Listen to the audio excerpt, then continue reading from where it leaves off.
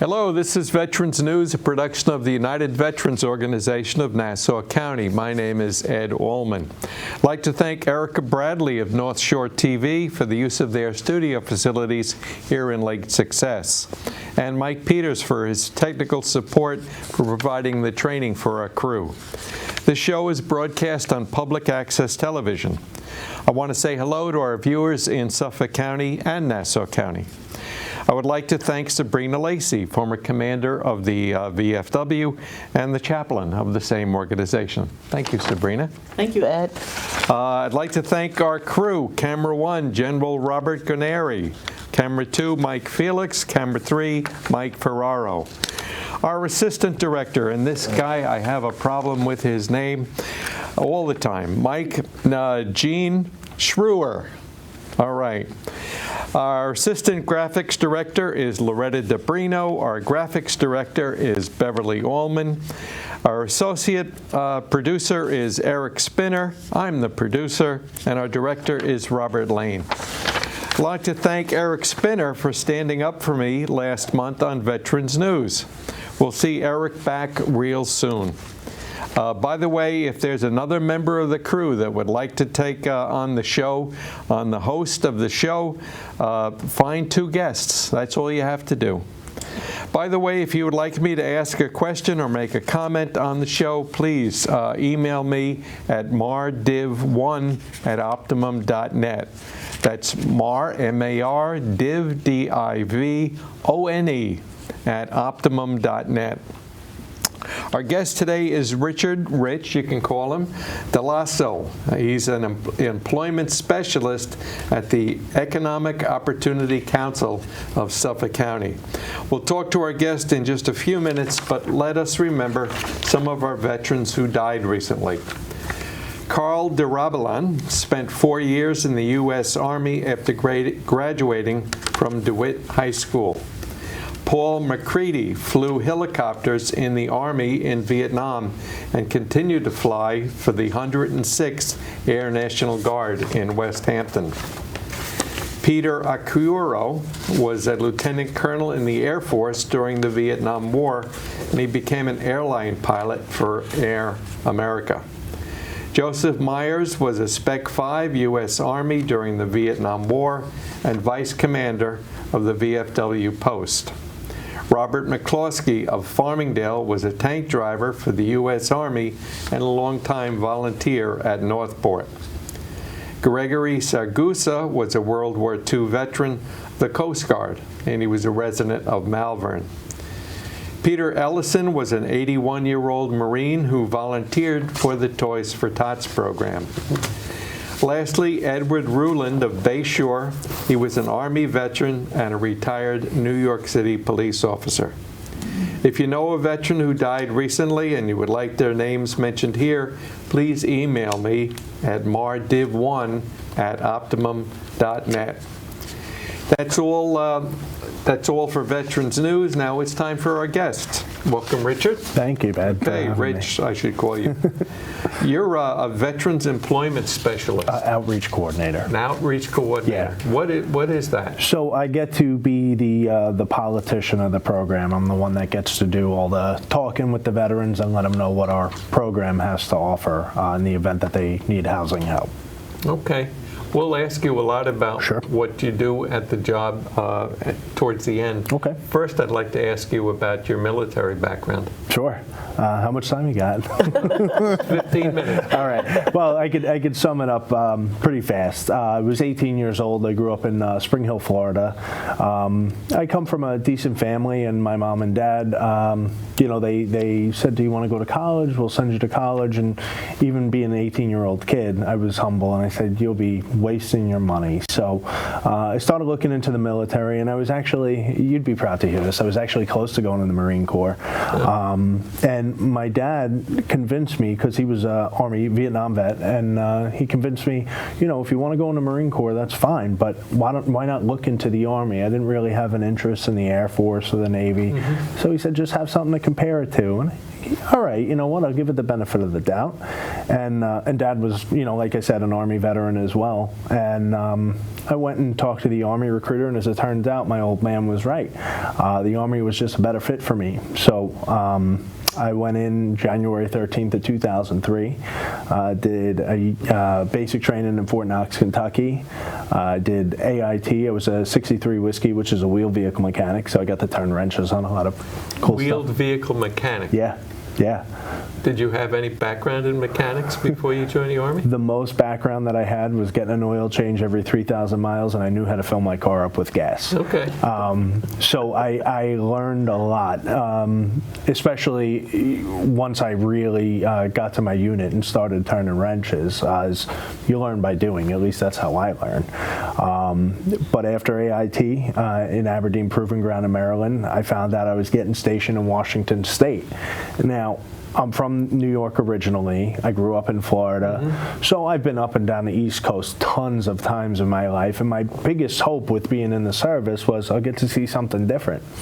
And I didn't know what was in store for me. I got orders for Fort Lewis, Washington, and I'm like, this is great. I can go salmon fishing. I can go camping. I'll spot Bigfoot, maybe a UFO here and there from the mountains. But at 19 years old, I get to battalion, second day there to go check in, and there was an E6 or an E7 behind the desk, and he goes, "You're just in time to go to Iraq with us." Wow. Yeah, so that was in June of 2003, and the end of November of 2003, we were deployed to Iraq, and I spent the better part of a year there. And then because I only had a 2-year enlistment, by the time I got back from overseas, I only had 3 months of active duty left, and ETS with an honorable discharge. Yeah. Did you get to eat any buffalo meat while you were in Washington? No, I didn't. I didn't actually. No. You were in the service almost 20 years ago. I know. Don't tell me that. You're making me feel That old. means you've got to be 40 years old. I'm 38. I'm 30. I just turned 38. And you're married, right? I'm married. I got Beautiful wife? Beautiful wife. Beautiful look. Sometimes a personality. She could be a little nasty. Because she's a woman. Yeah. No. No, I lucked out when I met and married my wife, and we have 3 wonderful children. Oh. Well, 2 of them are adults now. One is 19, one is 21, and then I have a 4.5-year-old little boy who keeps me on my toes. He's almost as exhausting as pulling guard duty in Iraq. Yeah. Do he use a cell phone? What's that? Do he use a cell phone? The kid knows that we bought him an iPad. He knows how to use an iPad better than I do. Oh yeah, 2 years he's been doing it, and now he knows how to do FaceTime. So he FaceTimes me and his mother at the most inconvenient times possible. But of course, you got to answer, Right. So he's good with technology. He keeps us on our toes, but he's a lot of fun. So you're a veteran with a family living in Suffolk County. Yes. And you live in the area of Selden. Selden, right? yes. So how does it feel to be a veteran and you work? How is it you with your family? You're not fleeing to Florida or anywhere. Are you doing okay to stay here? Oh yeah. With the opportunities that my wife has had, as far as her work goes, she's an esthetician, so we've been doing good. I mean, again, like anybody on Long Island, you could be making 6 figures and have a family of 4 and still be sucking wind, but by the grace of God and and hard work, we've done something right. So we own a home. We've got our family. We're able to have our son in daycare, and all is right in the DELLASSO house, as I like to say. And where's your parents? My father passed away back in 2015. He was a Vietnam vet. I'm sorry to hear that. Thank you for his service. Thank you. He died as a result of exposure to Agent Orange. He was not a young man, 66, but too soon. And my mom is still living in Florida. She still lives in a town called Spring Hill. Well, when you talk to her, tell her that we say thank you for serving us. I will. Allowing you to go into the military because you're a second generation that served in the military. And I'm not a second generation. No, I'm your a father? third generation. Third generation? Yeah. So my father's dad, Bernard DELLASSO, Benny as he went by, he enlisted in 1941, and was extended the duration of World War II until 45. Did you hear any stories from him? I didn't get the opportunity or the pleasure of it. He passed when I was 4 years old, but I still remember him clear as day. But that was something else too. I really got to wear my pride on my sleeve not because of the service to the United States, but because my father and my grandfather wore the uniform before I did. So it made me proud to kind of follow in their footsteps. Well, I'm proud to hear it because some people out there, a lot of veterans don't realize that the sacrifices that the families make Sure. and the generations that they went through. And during that time when your grandfather was in the military, there was a lot going on here in the States. Sure. And I'm saying that today, as you can say, Ed, because now we kind of like reflecting back again. Yeah. We're going back to the old ways. Would you say that we came out of a certain direction and now we're going back into another direction? Oh, sure. Right. Yeah. So we're going to have to be able to take care of our own area and our own world right now. Sure. Because there's a lot going on. So tell me about your service when you were in Iraq. It was a culture shock, to say the least. It took some getting used to, but you learn quick because you're in a position where you have to. And like I said, that's where I really got good at turning wrenches on trucks. Just doing what others were showing me what to do. You learn fast. What was the work like in 2003? What was going on in Iraq? It was a really hot time. The war started March 19th of 2003, and the reason the reason I remember that was the day I graduated basic training. Wow. So it was not a good time to be. I mean, no time is a good time to be there, but it definitely around that time wasn't a good time to be there. We were busy. We were recovery assets. We had to make sure we kept the whole battalion of trucks, mission capable and mission ready. So if something came in, you got to fix it, and you got to, get it back out on the road. Right. What was the determining factor for you to get out? When you came back home from Iraq, did you come back to MacArthur Airport, or did you? No. So when I got out for good, I had flown in from Fort Lewis to Tampa Airport, and I remember that, as far as I was concerned, that was my freedom flight. And the biggest determinant factor in me getting out was, again, I have a big mouth, and I was taught to question everything. And, if you're in the military, you're not supposed to do that. You're supposed to do what you're told, no questions asked. And, again, being a big mouthed Italian kid and being raised the way I was, that was difficult for me. It was a good opportunity. I got to dip my foot in the pool before I jumped in, because I went in open-minded. If if it's something that seems like it's a fit, I can make a career out of it. Yes. But again, I did the 2 years, and it was like no harm, no foul, and it motivated me to do other things in my life, to see things through, I guess you could say. So I know when you were in Iraq, you saw quite a few things. Mm-hmm. So when you came back, when was the first time that you knew was awareness for you to have to go to the Northport VA to be seen? So again, this was after I got out. I was still my home of record was still in Florida. And I'll never forget, I was having a conversation in Florida. They call the porch the lanai. It's a screened-in area with the pool and everything. And my father and I were talking, and he said to me, "You need to go to the VA." And he said, yeah, like a 20-year-old kid would tell his father. And he goes, "I'm not asking you." And I said, "All right, Pop, I will." And from that point on, I always made it a point to take care of myself as far as the VA was concerned, at my father's behest. But that was phenomenal advice. And I consider myself a rarity, because my generation, not a lot of younger veterans had that. So, of course I'm going to listen to my father, but I'm going to listen to my father, who happens to be a veteran and knows better than I do. So now you're working in a capacity, you can tell those young veterans that the Northport VA or the Manhattan VA or the Brooklyn VA, any VA, go there and see if there's anything that they can do to you, or tell you if you have any issues going on. Absolutely. So what are we doing going forward now in your life?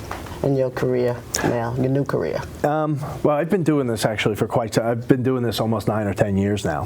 What is it, the name of the organization? So I work for a nonprofit organization in Patchogue. It's called the Economic Opportunity Council of Suffolk. It's a multi-service agency, and the goal of the program as a whole is to promote self-sustainability within the community. In particular, one of the programs that exists at EOC of Suffolk is supportive services for veteran families, and we're federally funded by the Veterans Administration. So we're able, with that grant, to help veterans who are either homeless or on the verge of homelessness to be able to garner or maintain sustainable housing here in Suffolk County. Before you continue on this, how did you get your education after high school? After the Army? So if it wasn't for the Army, I probably wouldn't have got my education. I wound up, I got out of the Army in January 2005, and by May, I was enrolled in classes at the local community college. From there, I got the degree in automatic acceptance to the University of Central Florida. And then I moved back up to New York in 2010. I had a job. It was not a good job, and I wound up getting laid off from there, which turned out it was a blessing in disguise, because I looked into going back to school on vocational rehab, and the VA was willing to send me back for a master's degree. So I got a master's degree in speech communications and rhetorical studies. And you went to Hofstra University. Went to Go Hofstra, Hofstra. yeah. Right. Well, I'm a St. Joseph College graduate, so, all right. But Hofstra is a beautiful, they have a beautiful campus. Yes, yes. And you commuted from Selden all the way to Hofstra. I sure did. A better part of a year and a half of driving out there, but worth every second of it. Did they have a Student Veterans of America in Hofstra? They didn't. Not that I know of, because I was a graduate student, but I don't think that they did. Yeah. So how does somebody take advantage of what you offer? Okay, so there obviously, because we're funded by the VA, there's criteria that is going to need to be met. The veteran has to have any type of discharge except for dishonorable, which is something that makes this program unique, because in order to... Other than honorable? Exactly. The only one that we couldn't work with would be dishonorable. Right. They have to either be homeless or on the verge of homelessness with some form or another of an eviction letter, some proof of homelessness. There's a monetary criteria that they would need to, that they couldn't exceed, and that's respected. That's the question I always have with these organizations, with this monetary thing, all right? If you are in jeopardy of losing your house and you're living in Suffolk or Nassau County, you have to make a certain amount of income to maintain, right. All right? So how is this helping? And tell us, how has it helped someone who's making what amount of money? Yeah. What that criteria is? You just can't be an unemployed veteran. Correct. So the goal here is all-encompassing, if that makes sense, and I'll explain that. Our main priority is housing, right? We want to help the veteran to get housing, but we don't want to just put them in housing and wish them luck and hope everything works out for them. So we'll find a veteran that's in need of housing.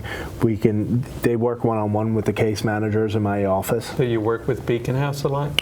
Beacon House has referred people to us, because you got to keep in mind Beacon House it's considered a shelter. It's not permanent housing. Our goal is permanent housing, a permanent roof over your head. In this case, we're not buying houses per se. We're You're getting somebody who fell off a month or two or something like that, right? Yeah. Right? And I mean, we've gotten people out of the woods before too. Yes. There's no black and white, Ed, about the type of help that we offer, but when I say all-encompassing, what I mean is, we want to help them with housing. But when they're working one-on-one with a case manager, if they're eligible, and there's a lot of stuff that veterans are eligible for that they don't know about.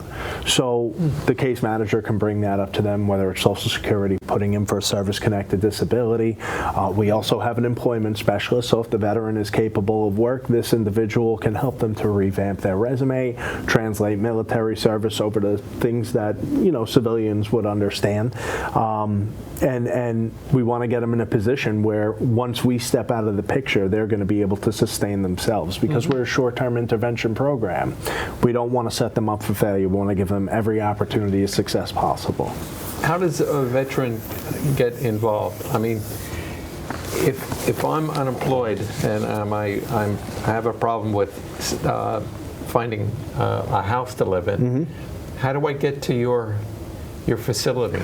So, And what do I do when I get there? sure. A lot of times it's just a matter of a phone call, and we get a lot of call-ins for, people will just go on Google and they'll type in homeless veteran Suffolk County, and, 3 or 4 down, our number comes up. But, as far as my job goes, again, as the outreach coordinator, my job is to try to bring it to the masses through, multiple avenues, connecting with people like Beacon House, what was once the Veterans Place over in Yaphank is no more, unfortunately, but connecting with other veteran organizations and just kind of putting our name and our face out there, and letting people know the things that we offer in the event of somebody will see our tablecloth and it says supportive services for veteran Right. families. Well, that kind of piques their interest, so they come over to us and they find out what it is we're all about, and you explain it to them. Now, that individual might not have a housing crisis or a housing issue, but maybe they know somebody that does. We get a lot of veterans that are coming that have problems because they homeless and they living in a car and it's spreading. I get it probably about 2 a week. Are they entitled to your? Absolutely, assuming that they meet the criteria of the program. And again, I have, we have no control over what the criteria is, but. Assuming that they meet the criteria of the program, process is fairly cut and dry. I would conduct a screening with them. Takes about 5 minutes. Based off of what they tell me, I'm going to say, okay, it seems like you qualify for the program, or unfortunately you don't qualify for the program. However, here's some other resources that might be able to help you out. We don't want to just, again, wish people the best of luck. If they do qualify based off of the conversation I have with them, they're going to conduct an intake with the intake coordinator over in my office. They are going to have to furnish supporting documentation showing that everything that's discussed is true and accurate. It's never a question of character, it's just what we have to do.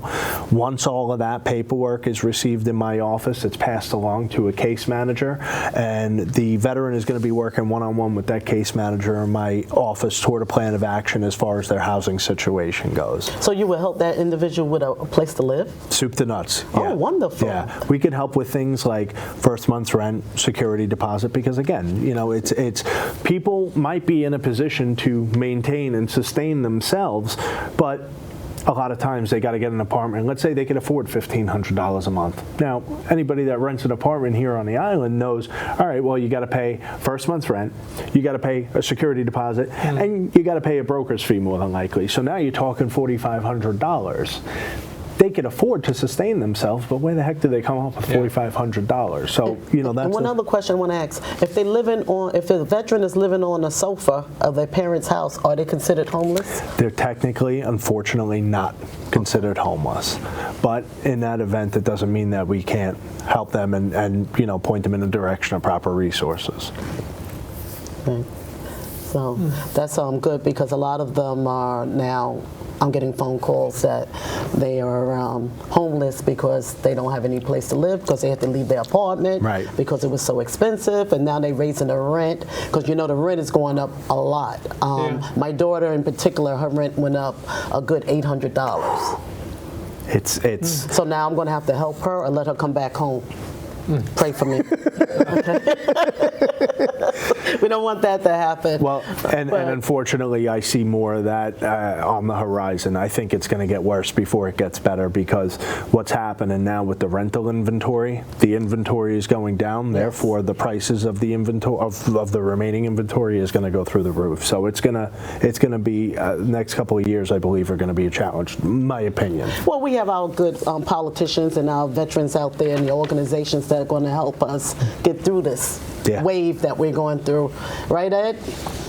Going to help us get through this wave, right, that we're going through. Apparently, it's just a transition that we're going through. Everybody just got to stay calm, and we'll all work it out. Each person going through a different jungle. Sure. Right? So you handle one at a time, and each person should take care of each other, Yep.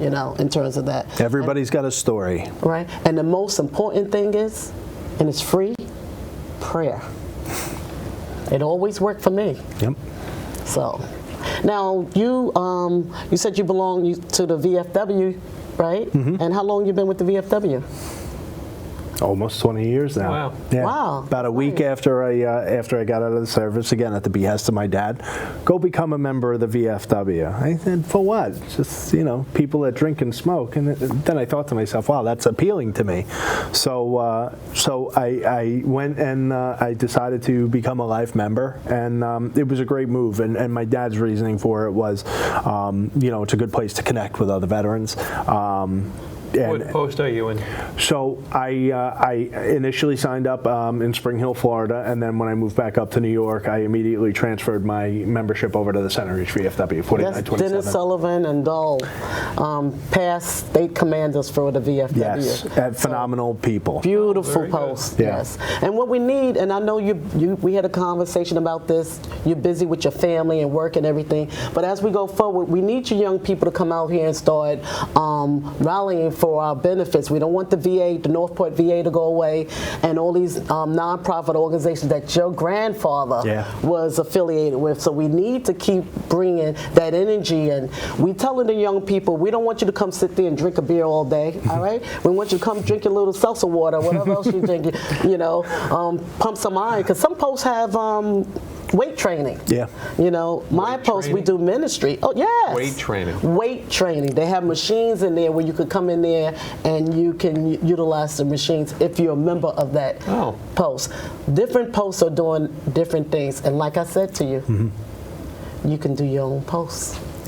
You can start your own posts with the new millennium.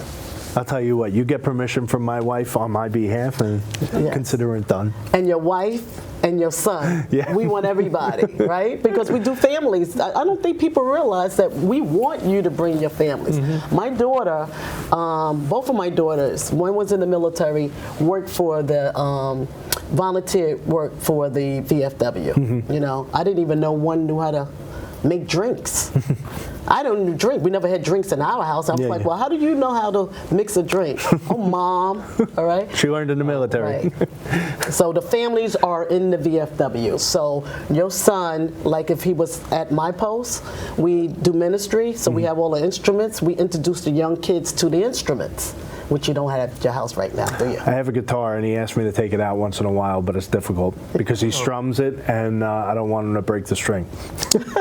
Well, once again, I want to thank you for your service and your family for the service to this nation. You as well, because Sabrina. Thank you. The third generation is something to be commendable for. Thank you. And also coming home from Iraq as well. Thank you. And like I said, we are here from you, and thank you for coming to the news. And your organization is doing a marvelous things for the veterans that are out there. And if there's a veteran out there, tell them where they can locate you. We're located in Patchogue, 31 West Main Street, right above some of the major restaurants, the downtown area.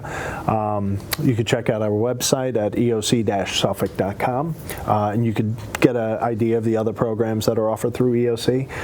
And our phone number over there is 631-289-2601. What's the number? 631-289. 289 2601. 2601. And I always recommend to people, any veteran-related questions, feel free to give us a call. Okay. And they also can Google, what's your acumen?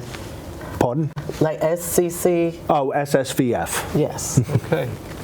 I wonder if the crew could come up here, up on the stage. Come on. Come Get on. the camera set up, and then come on up. And Ed, while we waiting, I want to thank you for all these years that you have done the Veteran News, and your wife's been dedicated to us. Come on, everybody. It's up. amazing. Very good. Okay, Mike Ferraro. Everybody. Good. Loretta. Yeah, right here. Bob Graneri. Eric Spinner. They're all here. Thank you very much. In the back room, we have our director, Bob Lane, and my wife, Beverly Allman. Thank you very much. Thank you. Thank you.